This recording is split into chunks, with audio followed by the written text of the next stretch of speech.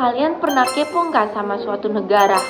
Kayak kalian tuh kepo sama lokasi suatu negara, keadaan alamnya, letak geografisnya, dan jumlah penduduknya. Pernah nggak? Nah, kali ini aku kepo nih sama Korea Selatan.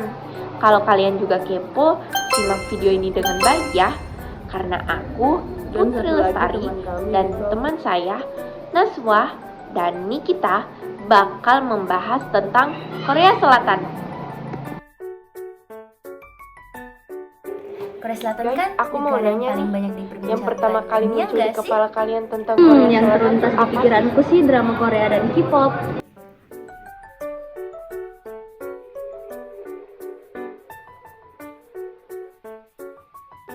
Tonton videonya sampai habis ya.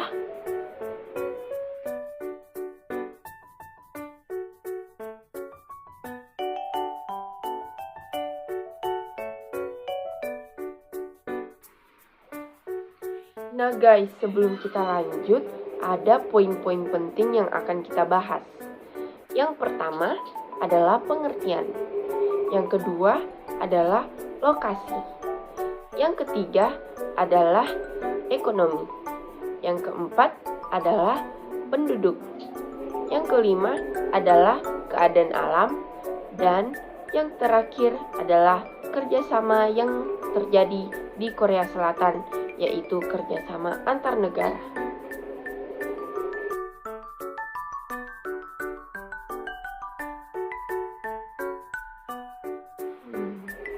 Sebenarnya apa sih itu Korea Selatan? Seperti yang kita ketahui selama ini, bahwa Korea Selatan kan itu terkenal dengan industri K-pop-nya dan drama Koreanya kan. Nah, hal tersebut yang membuat para penggemarnya sangat berbondong-bondong ingin ke Korea Selatan untuk menemui idola mereka. Nah, selain itu, Korea Selatan juga menarik akan keadaan alamnya dan tempat wisatanya loh. Dan di sini kita akan bahas itu semua.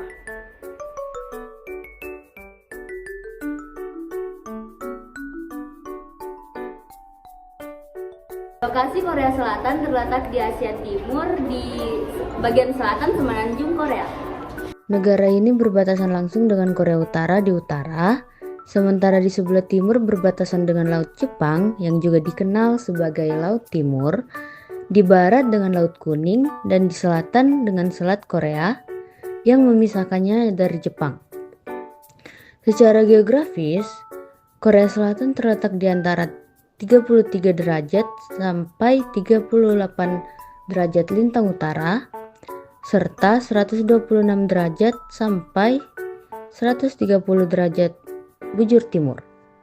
Wilayah daratan utama serta sejumlah pulau, dengan Pulau Jeju sebagai pulau yang terbesar yang terletak di selatan semenanjung.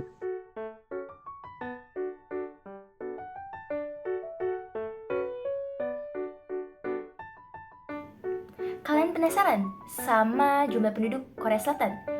Ternyata penduduk Korea Selatan itu berjumlah 51.667.29 pada tahun 2004. Kalian juga pasti penasaran nih sama bahasa yang mereka gunakan sehari-hari. Dan ternyata bahasa yang mereka gunakan sehari-hari adalah bahasa resmi Korea Selatan atau biasa disebut dengan bahasa Hangul.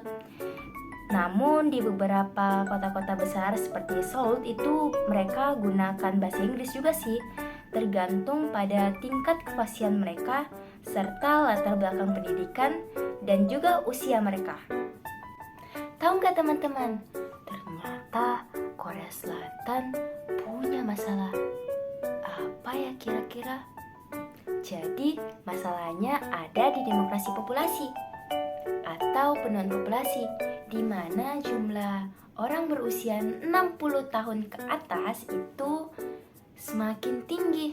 Karena apa? Karena angka kelahiran di sana itu semakin turun dan juga peningkatan kualitas harapan hidup semakin naik. Teman-teman, aku punya nih angka penuaan populasi. Aku tunjukin ya datanya. Nah, kita bisa lihat bersama-sama bahwa dari tahun ke tahun itu semakin naik ya. Nah, dari tahun 2020 itu sekitar 14%, hingga pada tahun 2050 mencapai angka 38%.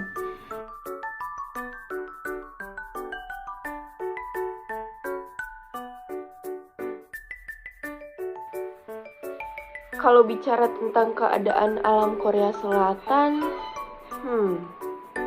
faktanya sih Korea Selatan itu terdiri dari 70% pegunungan loh.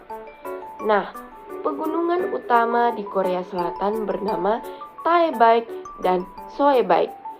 Pegunungan tersebut memanjang dari Korea Selatan hingga Korea Utara.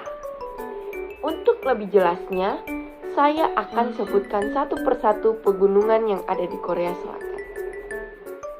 Jadi, pegunungan yang pertama itu Gunung Halla, gunung berapi tertinggi di Korea Selatan, terletak di Pulau Jeju. Dataran rendah. Dataran rendah sebagian besar terletak di barat dan tenggara. Dataran rendah Sungai Han yang mencakup Seoul. Dataran rendah Pyeongtaek di pesisir barat. Pulau Jeju, pulau vulkanik terbesar di Korea Selatan. Pulau Uleungdo, pulau vulkanik yang terletak 130 km di sebelah timur daratan Korea Selatan. Pulau Dokdo, pulau paling timur di wilayah Korea Selatan. Nah, adapun iklim Korea Selatan, yaitu memiliki iklim kontinental sedang. Korea Selatan memiliki 4 musim, yaitu musim dingin, musim panas, musim semi, dan musim gugur.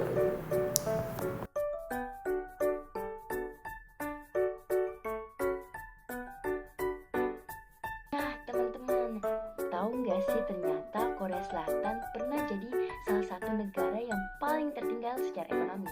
Terus gimana ya cara pemerintah menanggulangi hal tersebut? Nah, ternyata Korea Selatan mengalami transformasi besar-besaran pada tahun 1960.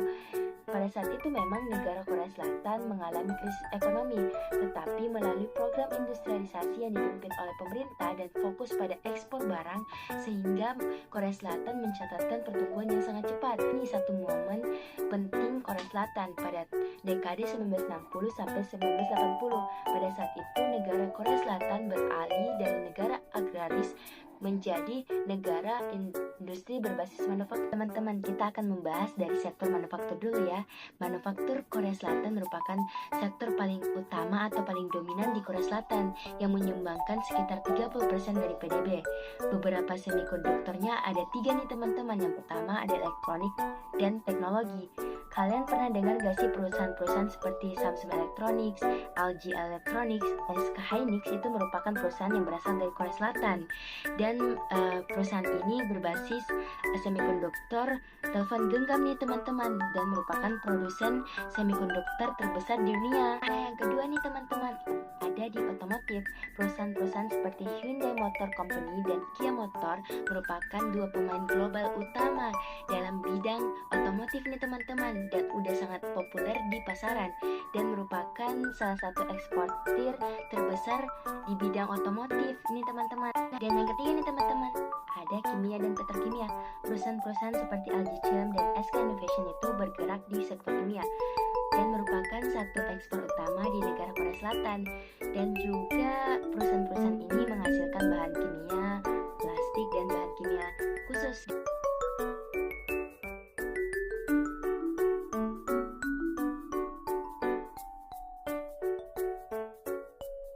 Teman-teman, kalian tahu nggak sih apa itu kerjasama regional? Dan ternyata kerjasama regional merupakan kerjasama yang dilakukan oleh beberapa negara yang masih dalam lingkup yang sama. Kayak contohnya kerjasama antara Indonesia dan Korea yang mencakup di berbagai bidang seperti sosial, ekonomi, budaya, pendidikan, keamanan, dan politik. Nah teman-teman, kalian tahu nggak sih bentuk kerjasama antara Indonesia dan Korea Selatan? Nah, jadi ada 2 bentuk kerjasamanya yang ingin aku jelasin. Yang pertama ada perjanjian perdagangan bebas atau FTA. Nah, Indonesia dan Korea Selatan itu memiliki kesepakatan dalam perjanjian perdagangan bebas atau FTA yang mulai disepakati pada tahun 2020. Nah, FTA ini bertujuan untuk mengurangi tarif perdagangan, meningkatkan investasi, dan memperkuat hubungan ekonomi di antara kedua negara tersebut. Nah, teman-teman, yang kedua itu ada pertukaran pelajar dan program beasiswa. Banyak pelajar di Indonesia yang menempuh pendidikan di Korea Selatan di bidang teknologi dan bisnis, teman-teman. Korea Selatan juga membuka peluang bagi pelajar Indonesia untuk menempuh pendidikan dengan program beasiswa gratis. Selain itu juga, seiring berkembangnya waktu, Indonesia juga membuka programnya sama dengan cara mengajarkan bahasa Korea di berbagai universitas-universitas di Indonesia. Kerjasama multilateral adalah kerjasama yang dilakukan oleh lebih dari 2 negara. Jadi kerjasama ini dilakukan oleh Korea Selatan dengan berbagai negara. Nah, tujuannya untuk meningkatkan hubungan diplomatik, perdagangan, serta stabilitas regional dan global. Contohnya seperti Perserikatan Bangsa-Bangsa atau PBB. Yang kedua, Organisasi Perdagangan Dunia atau WTO. Yang ketiga, Organisasi Kerjasama Ekonomi Asia Pasifik atau APEC.